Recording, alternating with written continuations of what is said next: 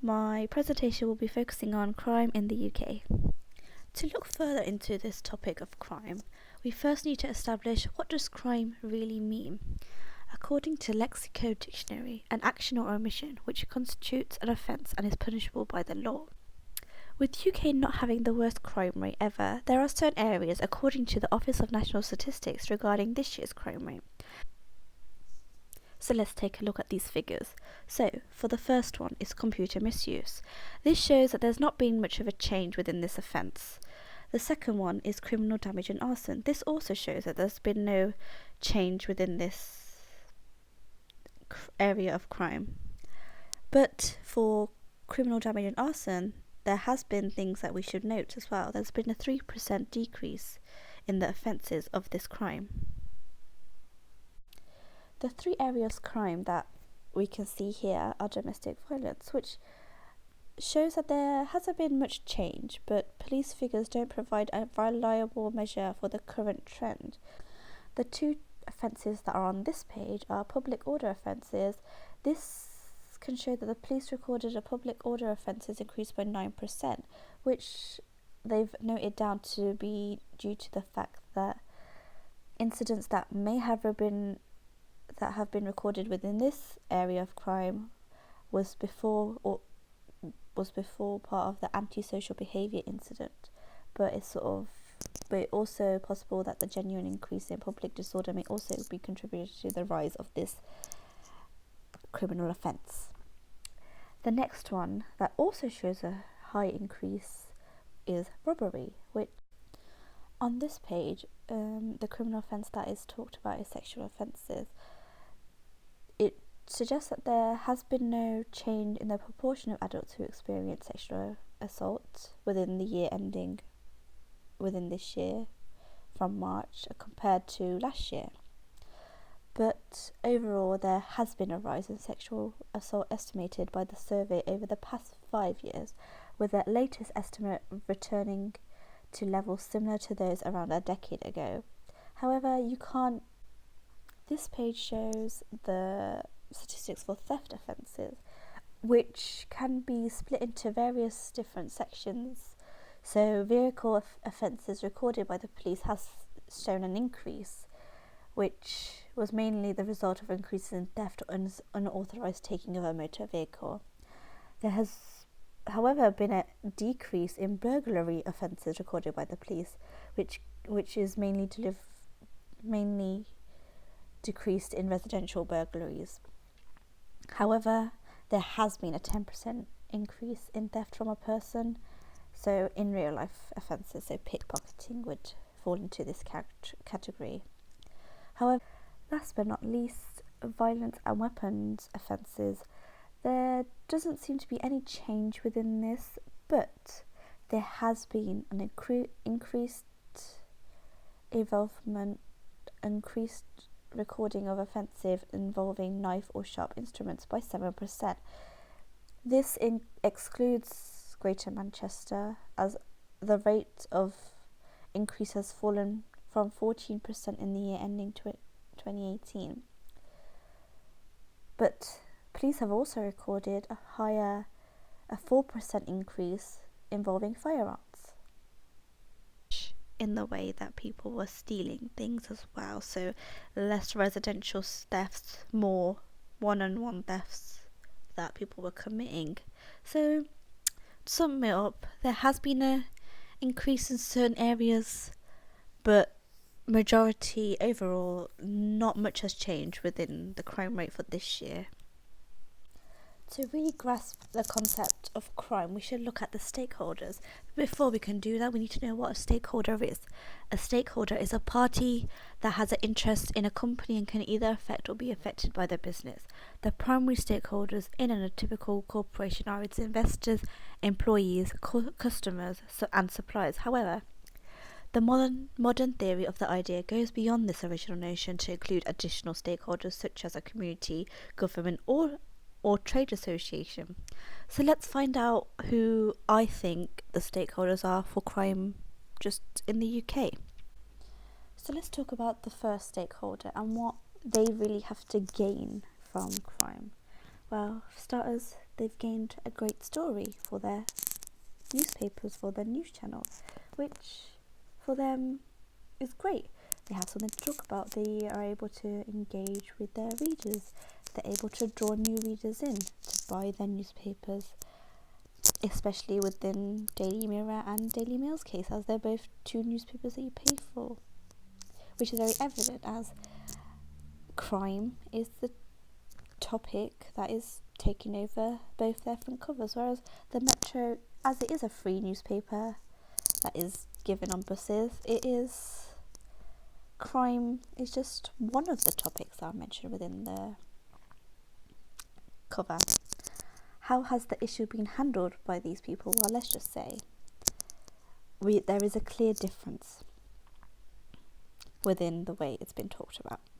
As we can see, this Daily Mail talks more about the victims and just how it's a crisis, a national crisis that people should be aware of, how to protect yourself, how many more they're asking, like how many more people are going to get hurt because of this issue. The Daily Mirror, it describes as a disaster. So a cop on trial for all these manslaughter charges which were pinned on someone else, so that's a disaster within the government. So it shows that the newspapers / news outlets are trying to portray it in a way that, is it the law that was at fault? Did they give this police officer too much credit? Like how did they not see this crime happening?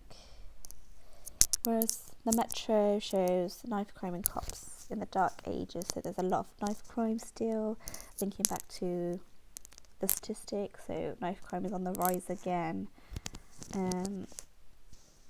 This also shows that the media these type of media, like newspapers and news outlets, are trying to get, they have a clear stance on where they stand with crime. They're very much against it because it's something that is not,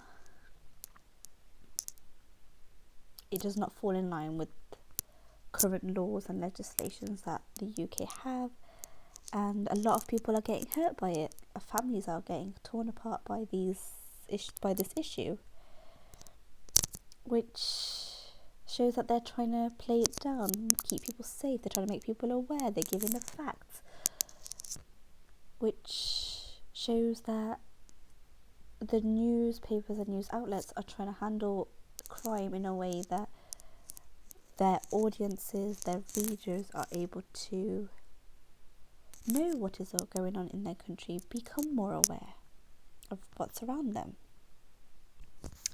So another one of my stakeholders is law enforcers. So this could be the police, lawyers, the government.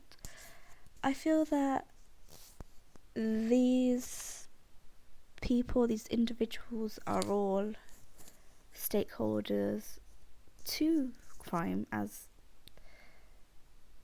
if we didn't have them, crime would just be something that happened. There would be no consequences for it. It wouldn't be seen it would still be seen in a negative light, but it wouldn't be in the sense that people thought, oh my god, he's done something wrong. So the way these people handle crime is different to the way that newspapers handle crime, because newspapers are just informing you of stuff that's happened. The police are actually enforcing laws to prevent crimes from happening, sending people to prison and stuff. The police, I feel, are in a position where they are the ones who have to enforce the law, make sure that if a crime is taking place, they handle it in the correct way. They do it in a way that it's not. Another stakeholder part of the law enforcers is government. And I think they are the ones who gain the most from crime happening, as they can use it to their advantage. They can use it in a way to say, because of this person, crime rate has gone up, so on and so forth. So, yes, the government try and prevent crime from happening. They're trying to handle this issue in a way that makes them have a financial gain, have some power to make them seem like the good guy. The government are also the people who created laws to stop for certain crimes. Laws so that people wouldn't kill someone for no reason. If they killed someone for no reason, they'd obviously get charged for it. It's stuff like this. They are really, I think they're handling the issue of crime in the best way they can. They're in a position where they have the power to try and prevent crime from going on further. And it's something that they've had to, I feel, take a look at in the long term with the statistics, find out what is happening where, which crimes are the most that happen within this country, so as we saw before in the statistics, knife crime and firearms are quite on the increase within this country, and I feel that the government have a lot to handle with this situation, as they're trying to give the power and trying to reinforce these laws,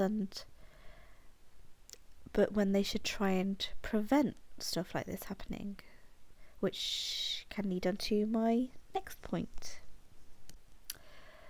The challenges that surround this issue, well, there's only really one big main one, which is poverty, as poverty is something that affects a lot of families within the UK, a lot of families which often turn to crime to gain money, to have power, which I feel isn't very good, as this can often lead their younger generations within their family to go down the same route too, as they think this is the only way that they are able to live. This is all they've ever known, and it's something that the government have not really addressed much, as they don't want it to be something that England or the UK, I feel, is associated with, but it's what is happening, and poverty and crime sort of intertwine with one another. And yes, people of higher class can commit crime, but typically people who are in poverty are the ones that often go down the path of crime and join gangs and participate in knife crime and petty theft. To prevent this issue, I feel that there could be a lot done for people who are most affected by crime, more so people who are in poverty and who could lead down to that path. Maybe have more support for people who have been around crime their whole life, and maybe also for the government to invest in more youth activities, so youth of this country don't go down the path of crime, but they have something to focus on. They have some goals. They have something that they can do that isn't going to lead them into any trouble with the law. To conclude, the statistics for crime show that there hasn't been no change overall, but there has been an increase within knife and firearm crimes, which could link to the biggest challenge within this issue, that is poverty, as crime and poverty both intertwine with one another, because majority of the time the younger generation will be influenced by the stakeholders, which are newspapers / news outlets and law enforcers. Thank you for listening to my presentation.